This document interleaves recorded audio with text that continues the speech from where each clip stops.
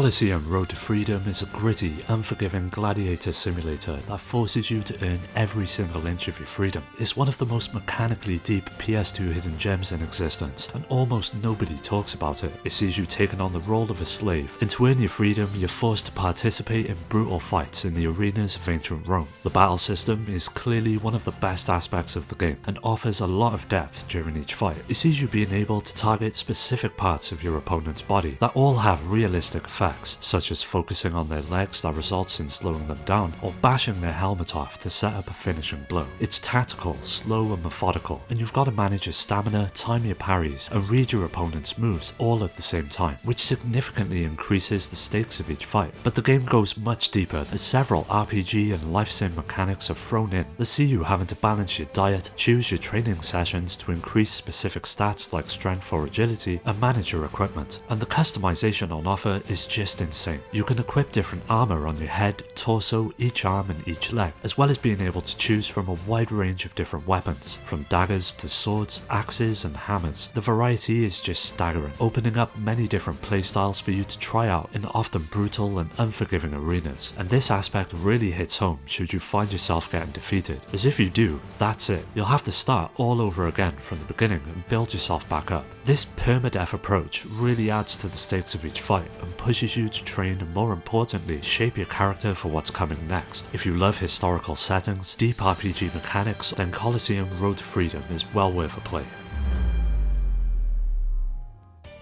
GeoGeo's Bizarre Adventure was Capcom's take on the popular manga series and takes place during the golden wind arc of the story, in a 3D beat-em-up that feels extremely close to the source material. You play as Giorno, Bruno, Mister and the rest of the gang as you fight your way through the Italian mafia, with the game being structured into various levels that see you visiting all sorts of different locations as you work towards your goal of bringing the mafia down. Now, as with many of Capcom's beat-em-ups, the combat is where the game truly shines, and is built on a system known as stand-on versus stand-off. Where your stand is turned off, your character moves much faster and can dodge easily, but your attacks are a lot weaker. When you hit the trigger to turn stand-on, your ghostly avatar appears, completely changing your moveset into a heavy-hitting brawler. But there is a catch, and while your stand is out, it constantly drains your stamina meter, and if that meter breaks, you are stunned and completely defenseless. It creates this almost frantic rhythm, where you're constantly snapping your stand in and out of existence to maximize damage while managing your stamina at the same time. What makes the combat even better is that each of the characters come along with their own movesets and special abilities that add a great amount of variety to the gameplay, from one of them switching the game to a third-person shooter, and another where you pilot a small fighter jet around each space. What really caught my eye though with Bizarre Adventure are the visuals, that use a beautiful cel-shaded style that feels very in line with the source material. And because Capcom chose this heavily stylized approach,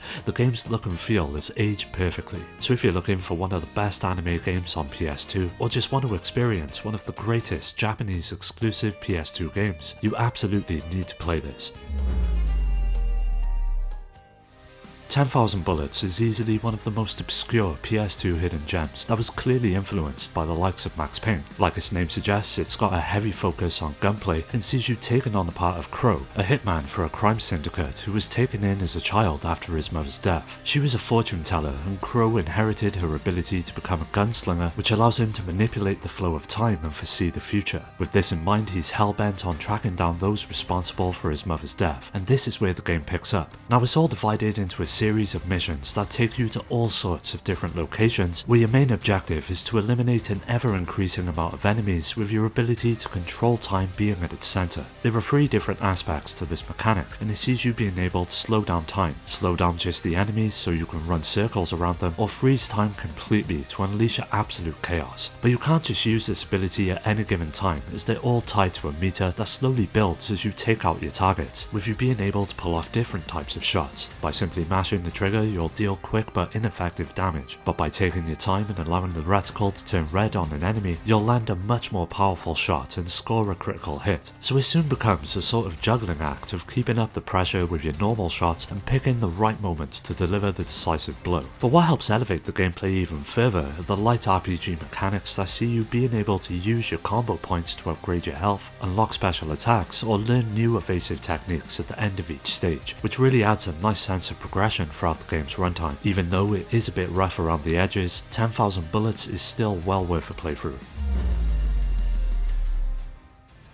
2003 was one hell of a year for gaming, and if you weren't Prince of Persia, The Sands of Time, Jak 2 or Beautiful Joe, you were more than likely to get buried. And that is exactly what happened to one of the most ambitious, weirdest action games on the PS2. Alter Echo sees you taking up the fight as Nevin, a shaper who has the ability to manipulate a biomechanical substance known as Echoplast. The entire world, the enemies and Nevin's own suit are made of this stuff, giving the game this incredibly bizarre, organic alien aesthetic. What makes Alter Echo one of the best PS2 hidden gems though is its gameplay. You aren't just hacking and slashing, as your suit dynamically morphs into 3 different forms on the fly. The first is your sword form, which is best suited to dealing with the basic grunts, whereas your gun form is a heavy, tank-like mode best used for crowd control, and finally the stealth form, that turns you into a sort of reptile that's used to climb walls, solve puzzles and execute stealth takedowns. By juggling all of them together, it creates the foundation for some of the best combat you'll find on the PS2, and because you can switch forms instantly with the D-pad, the combat enters this chaotic, satisfying rhythm, where you're constantly reading the room, adapting your shape and chaining attacks across all 3 forms. The game also features a surprisingly good progression system, and as you defeat enemies you absorb materials which act as a currency for you to spend. From new combos to heavy attacks and extra health, there's a lot to play around with, which noticeably improves the combat in multiple ways. So if you want an obscure PS2 action game that actually tries something wildly original with its mechanics, then you need to track down a copy of Alter Echo.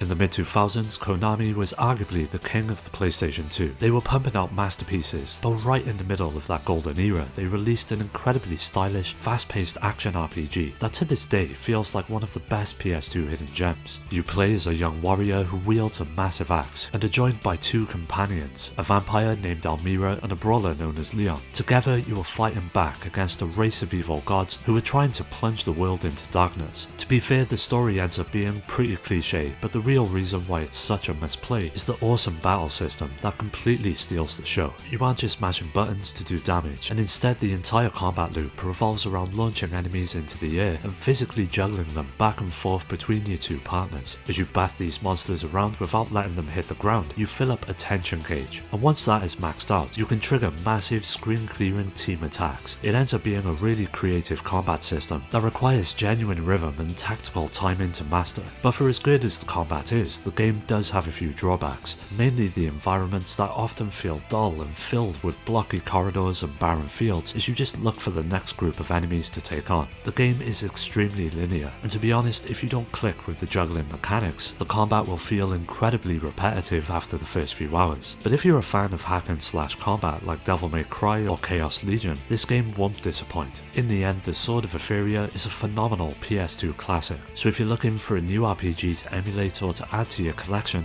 this would make a great addition. If you're a fan of old school arcade shooters, then the PS2 is home to some of the best examples in the genre, and Steel Dragon EX may not be as well known as some of the greats, but it more than holds its own when stacked up next to them. For starters, it comes along with 2 completely different games, the first being the arcade and Sega Saturn original, and then the 3D sequel that mixes up the formula. The story is set into the distant future, where a massive, heavily armed alien faction descends on Earth, completely wiping out the military. With their backs against the wall, Earth scientists deploy the Steel Dragon, a wildly overpowered experimental fighter ship. Like many shooters, it's typically light when it comes to the story, but the gameplay is what really stands out, as you take to the skies and take on wave after wave of enemies. The best way to describe it would be utter chaos, as the screen is often blanketed in endless amounts of neon coloured bullets, but to balance out the mayhem, instead of picking up different weapon icons, every ship comes equipped with a dual shot system right out the gate. You've got your standard light attack, which is a rapid fire widespread shot that lets your ship move quickly to dodge bullets, but for those moments that call for more destruction, you've got a heavy attack that focuses all of your firepower into a concentrated beam straight ahead, but it drastically slows your movement speed down to a crawl. This sort of risk versus reward approach is neatly tied into the multiplier system, and if you destroy an enemy with your light attack, they drop a small amount of stars, but if you risk slowing yourself down and destroy that same enemy with your heavy attack, they erupt into a fountain of multiplier stars that drastically increase your score. It creates this addictive gameplay loop that ends up making it really hard to put down. Ultimately, when it comes down to it, Steel Dragon EX is one of the best PS2 shmups that deserves way more attention. Everybody knows that Capcom has seemingly abandoned the Dino Crisis franchise, but what most people don't realize is that there's actually a secret spin-off hiding right here on the PS2. It's called Dino Stalker, and instead of being a traditional survival horror, it's a full-blown first-person light gun shooter. In Japan, this game was known as Gun Survivor 3 Dino Crisis, which tells you exactly what you're in for. The plot is completely ridiculous though, as you play as Mike Wyatt, a World War II fighter pilot who was shot down in 1943, but right before he crashes, he gets teleported through time and space into a jungle crawling with dinosaurs. You soon team up with a mysterious girl known as Paula, who hardcore fans will immediately recognize from Dino Crisis 2, and you spend the next 2 hours blasting through different levels as the intensity of each gunfight slowly escalates. What makes Dino Stalker so unique is how it plays. Most light gun games like Time Crisis are on rails and the game moves the camera for you, but Dino Stalker gives you full freedom of movement, and if you're playing the game the way it was intended with the GunCon 2, you actually use the D-pad located on the back of the gun to physically walk around the 3D environment while pointing the barrel at the screen to aim. However, that ambition comes with a massive catch. Because you're trying to walk, strafe and aim at the same time using the GunCon, the controls have a massive learning curve. It feels extremely clunky at first, and if you even attempt to play using a normal controller, it's an absolute nightmare. But if you still have a CRTV and a working GunCon 2, Dino Stalker is an absolute blast, which manages to bridge the gap between arcade shooters and the Dino Crisis lore, complete with epic boss fights and a progression system that keeps you wanting to play. All in all, it's one of the best PS2 hidden gems that you're gonna find on the console. If you collect obscure PS2 games, you probably already know about the Simple 2000 series, a massive lineup of games that were pumped out for a much cheaper price. A handful of them would end up getting released outside of Japan, with Buccaneer being one of the real standouts. You play as a nameless pirate who sails into the demonic waters, an infamous location known for the fact that the sun never rises, and of course its bounty of treasure that lays hidden inside. Your job is to board these forgotten ships and slaughter thousands of undead pirates, skeletons and zombies, with the gameplay resembling the common hack and slash approach that sees you building combos and taking out enemies in style. Now you're equipped with a cutlass in one hand and a gun in the other, with the core of the combat revolving around both weak and heavy hits, and the gun being used to stagger enemies or get worked into the various combos. As you continuously hack through the massive swarms of undead, you build up a special meter, and once that tops out, you can unleash a devastating screen clearing attack that wipes out dozens of enemies at a time. The combat ends up feeling incredibly fluid and satisfying, but what takes Buccaneer to the next level is the progression system, which adds some light RPG mechanics to the game, with you being able to spend the gold you pick up throughout each level on different upgrades. You can improve your base health and attack stats, but more importantly, you can buy entirely new weapons. You can swap out your basic pistol for a spread shot, or buy heavier, more deadly swords that completely change your attack patterns. It creates this constant just one more level mentality, because you'll always want to see what you unlock next. Ultimately, it's not the perfect hack and slasher, but for those of you who have likely exhausted the usual suspects on the PS2, Buccaneer will feel like a breath of fresh air. What if Godzilla wasn't a giant radioactive lizard, but a 60-foot tall Japanese girl in a bikini? That's essentially the premise of Demolition Girl, in what has to be one of the weirdest and most absurd PS2 games you'll likely ever come across. It was part of the now infamous Simple 2000 series that produced several games on a limited budget and offered them up for a cheaper price. This would usually lead you to believe that the game's quality would suffer, but that's the furthest thing from the truth when it comes to Demolition Girl. The plot revolves around a model known as Rio, who unexpectedly gets bitten by an alien during a photo shoot, causing her to mutate into a gigantic version of herself, who starts wandering towards Tokyo. She isn't evil, she's just really confused, and unfortunately with every step she takes, she destroys the towns and villages on her way to the big city. This is where the player comes in and takes on the role of the Japanese military, where you've got to pilot a variety of vehicles, from tanks to helicopters and fighter jets, in a bid to safeguard the country. It's all delivered in a range of different missions, and some of them have bizarre objectives, like having to fly around and document the dimensions of her body for science apparently, to having to lure her away from densely populated areas. It's clearly a game that's not afraid to have some fun, and the tongue-in-cheek humour goes a long way, ultimately making it something that's a hell of a lot of fun to play. Of course, it's not without its faults, and the lack of budget really begins to show when it comes to the game's visuals. They're not really on par with the same sort of quality you would expect from the PS2, but it's nothing that compromises the gameplay, and instead just serves as a reminder that it was developed as a budget budget title, so if you're like me and you're a fan of weird Japanese games, or just want to experience the absolute wildest corners of the PS2 library, then Demolition Girl is a must play.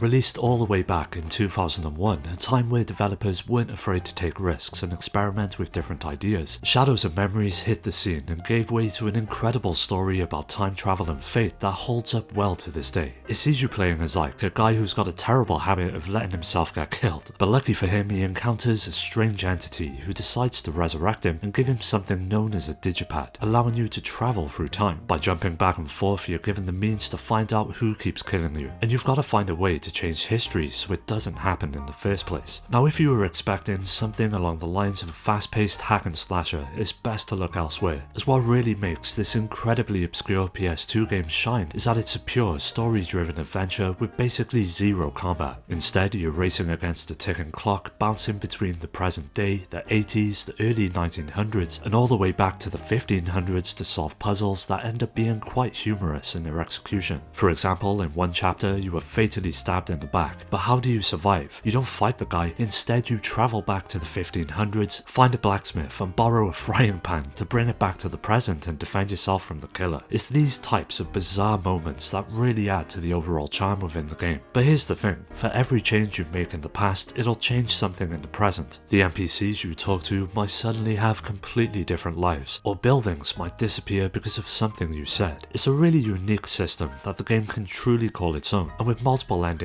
it's a game that offers plenty of replay value, so if you're fond of games that focus on story, then you absolutely owe it to yourself to try this one out. Well, that does it for today's video. Keep an eye out for part 2 as that'll be coming up soon, so don't forget to subscribe and hit that bell to get notified about new videos. You can follow me on all of the socials, which are linked below to stay up to date. Also join my growing community on Discord to meet many like-minded gamers to continue the conversation with. I'd like to give a special shout out to my Patreon supporters who are on screen now for their continued support that helps make these videos possible. If you're interested in joining my Discord or supporting the channel through Patreon, you'll find all of the links down below. As always, thanks for taking the time to watch the video. I'll catch you next time.